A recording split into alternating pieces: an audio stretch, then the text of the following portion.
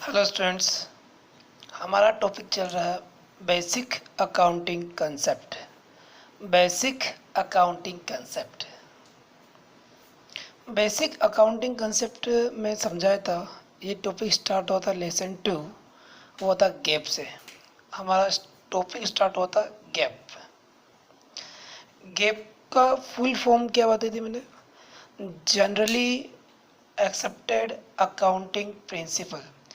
Generally accepted accounting principles है, जिसका meaning था कि अकाउंटिंग करने वाले हर पर्सन्स को कुछ सिद्धांत हैं, कुछ नियम हैं जो मान्य होंगे।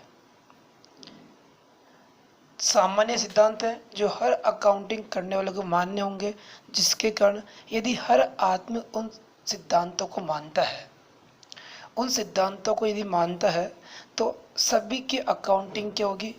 सिमिलर होगी। चाहे वो इंडिया में अकाउंटिंग करता हो, चाहे जापान में करता हो, चाहे वो अमेरिका में करता हो, उन सबके अकाउंटिंग के जो यूनिफॉर्म सिस्टम में यानी कि सिमिलर होनी चाहिए।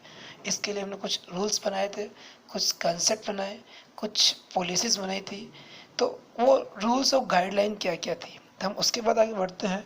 तो उसके बारे में फर्स्ट है basic accounting concept. Basic accounting concept basic accounting concept की बात करें अगर, उसमें फर्स्ट मैंने कल समझाया था business entity concept. Business entity concept business entity concept का मीनिंग क्या होता है?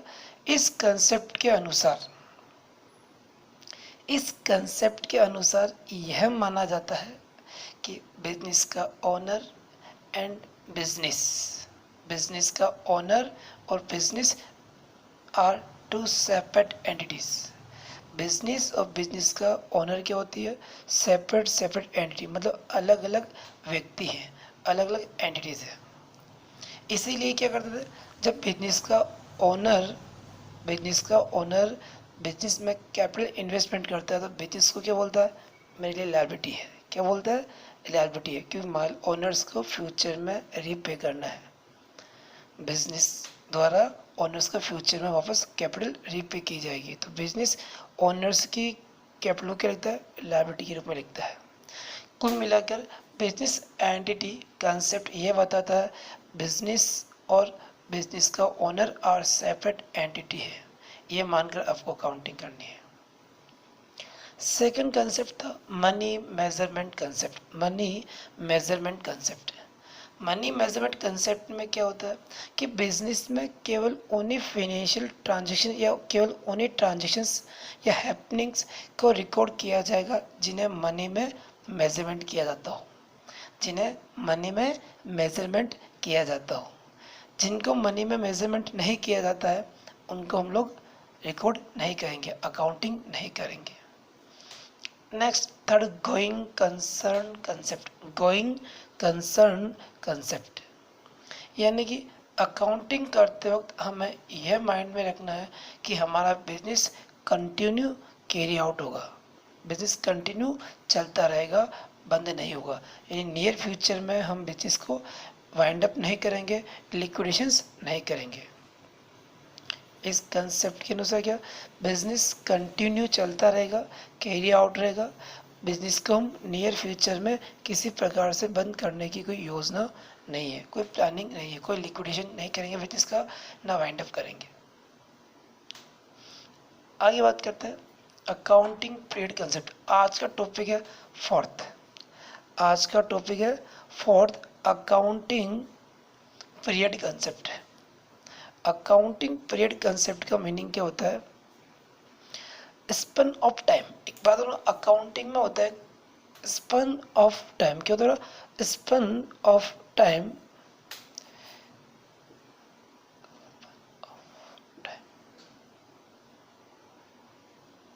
समय सीमा। ये कहती है कोई भी अकाउंटिंग करते तो उसका एक निश्चित पीरियड होता है, एक समय सीमा होती है, हम उसको बोलते हैं समय सीमा। स्पन ऑफ टाइम मतलब क्या? समय सीमा। यानी अकाउंटिंग करते हम लोग अकाउंटिंग करते हैं, तो अकाउंटिंग एक निश्चित पीरियड की जानी चाहिए। अकाउंटिंग एक निश्चित पीरियड, सर्टेन टाइम पीरियड होना चाहिए। हमारे इंडिया में कंपनी एक्ट के अनुसार एक दिया गया है समय सीमा के अकाउंटिंग करने के लिए। अकॉर्डिंग टू कंपनी एक्ट जो टाइम दिया गया है वह है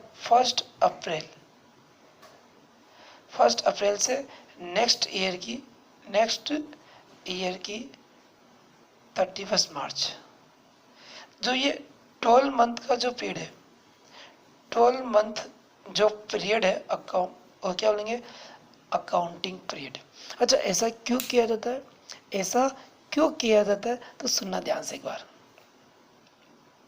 ताकि अब एक अकाउंटिंग पीरियड जो यहाँ से स्टार्ट होगा और यहाँ एंड होगा, तो 1 अप्रैल से अकाउंटिंग पीरियड स्टार्ट होगा और 31 मार्च जाके पे ख़त्म होता है, फिनिश होता है, अकाउंटिंग ईयर का एंड होता है। अकाउंटिंग ईयर का एंड होता है तो उस अकाउंटिंग ईयर के एंड पर बिजनेस की फाइनेंशियल पोजीशंस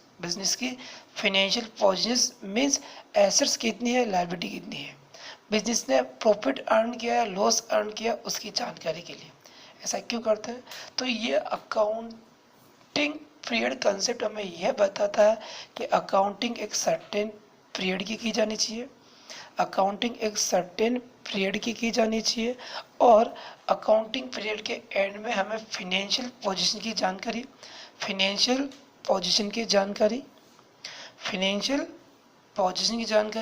और साथ में प्रॉफिट एंड लॉस की जानकारी प्राप्त करनी होती है।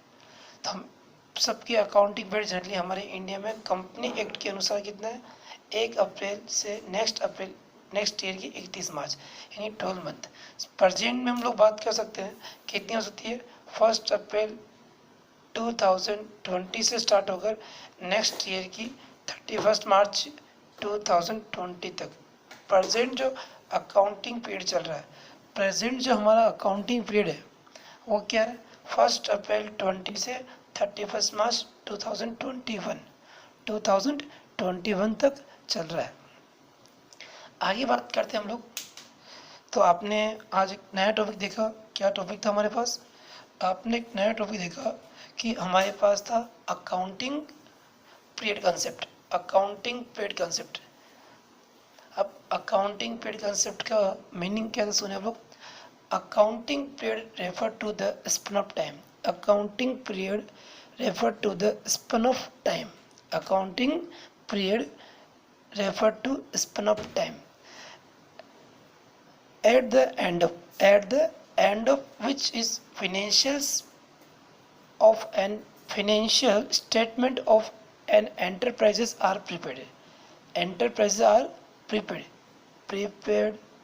फाइनेंशियल स्टेटमेंट तैयार करने के लिए एक समय सीमा है। फाइनेंशियल स्टेटमेंट तैयार करने के लिए क्या समय सीमा है? To know it has earn profit and loss. To know earn profit and loss during the period। हमने अकाउंटिंग पीरियड में क्या प्रॉफिट किया, क्या लॉस हुआ, कितना फाइनेंशियल पोजीशन किया, उसकी जानकारी के लिए क्या करते हैं, तैयार करते हैं। ये अकाउंटिंग पीरियड कंसेप्ट बताता है। आता है कॉस्ट कंसेप्ट हमारा जो 5th नंबर के बेसिक अकाउंटिंग कंसेप्ट है। क्या है? Cost concept. क्या बताएगा इसके अंदर में? तो मेरा कंसेप्ट चल रहा था कॉस्ट कंसेप्ट में हमें क्या बताएगा कि सभी प्रकार की current and non current assets, business की जो एसेट्स होती है उस एसेट्स को, बिजनेस की जो एसेट्स होती है उन एसेट्स की अकाउंटिंग कॉस्ट पर की जानी चाहिए। उन अकाउंटिंग जो है एसेट्स की वो किस पर की जानी चाहिए? कॉस्ट पर की जानी चाहिए।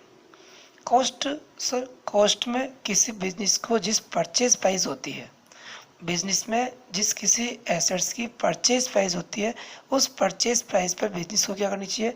आपको अकाउंटिंग करनी चाहिए। सपोज हमने किसी बिजनेस में एसेट्स परचेज की तो कॉस्ट कंसेप्ट हमें यह बताता है कि एसेट्स को जिस प्राइस पे आपने परचेज किया उसी प्राइस पे अकाउंटिंग करो, न कि मार्केट प्राइस पर। मान लो कोई बिल्डिंग है, हमने परचेज की उसको 20 लाख रुपीज़ में, हमने उसको परचेज की, लेकिन हमें पता है उसकी ओरिजिनल कॉस्ट 25 लाख है।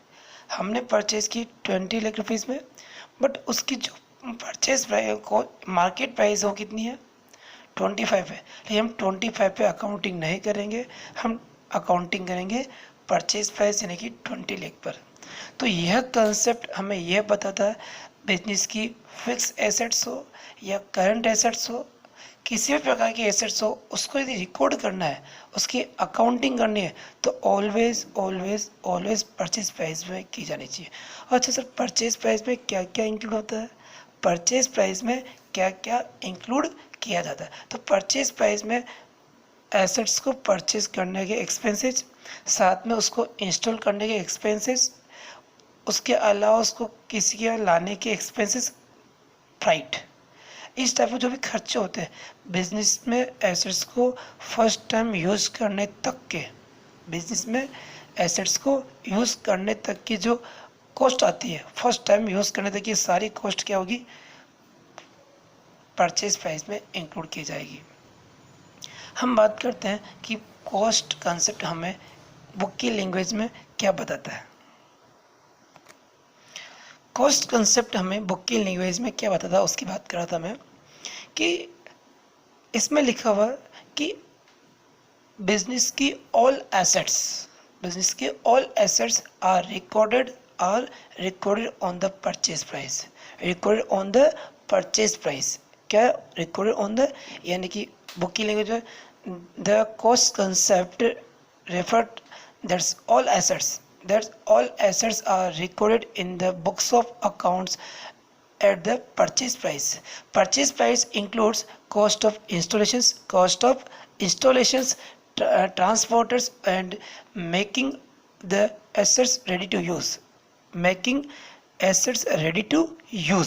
यानी कि एसेट्स को यूज़ करने के लिए तैयार करने तक के सारे खर्चे परचेज प्राइस में इंक्लूड किए जाते हैं। सुनिए वापस आप लोग। The cost concept requires that all assets are recorded in the books of accounts their purchase price, यानी कि the all assets are recorded in the books of accounts at the purchase price. Purchase price includes cost of acquisitions, यानी cost of purchase. Purchase price include the cost of acquisitions, freight, installations, and making the assets ready to use. ये concept हमें बताता है। इसके बाद बात करें हम लोग, आज अगला टॉपिक है 6 dual aspect concept, most important. जैसे मैं बताता business entity, money measurement, dual aspect, ये कुछ इम्पोर्टेंट है और ये कई बार एग्जाम में आते भी हैं। ड्यूल एस्पेक्ट कंसेप्ट यानी कि ये कंसेप्ट हमें यह बताता है कि बिजनेस में कोई भी ट्रांजेक्शन्स रिकॉर्ड किया जाएगा, अकाउंटिंग की जाएगी, तो उसको बोथ आर साइड्स, दो साइड में की जाएगी। उसकी अकाउंटिंग जो की जाएगी बोथ आर साइड, यानी दो साइड में उसकी अकाउंटिंग की जाएगी, एक डेबिट साइड में और एक क्रेडिट साइड में। यानी कि business transactions record in both side, first debit side and second credit side. इसी कंसेप्ट के कारण हमारे अकाउंटिंग इक्वेशन क्रिएट होती है, वो होती है assets is equal to capital plus liabilities. एक अकाउंटिंग इक्वेशन बनती है इसी के कारण, और वो होती है हमारे पास assets is equal to capital plus liability. क्यों ये बताता है कि जितनी बिजनेस में एसेट्स होती है उसके बराबर क्या होता है, कैपिटल प्लस लायबिलिटी। यह कॉन्सेप्ट हमें यह बताता है कि जितनी आपके पास एसेट्स है उतनी बिजनेस में आपके पास कैपिटल प्लस लायबिलिटी होगी। इन दोनों का टोटल ऑलवेज इसके इक्वल होगा। इन दोनों का टोटल इसके इक्वल होगा। इसीलिए कि बिजनेस के जो फिनेंशियल ट्रांजेक्शन होते हैं उनको बोथ आर साइड, दो साइड में रिकॉर्ड किया जाता है। यानी कि मैं बात करूं कि इस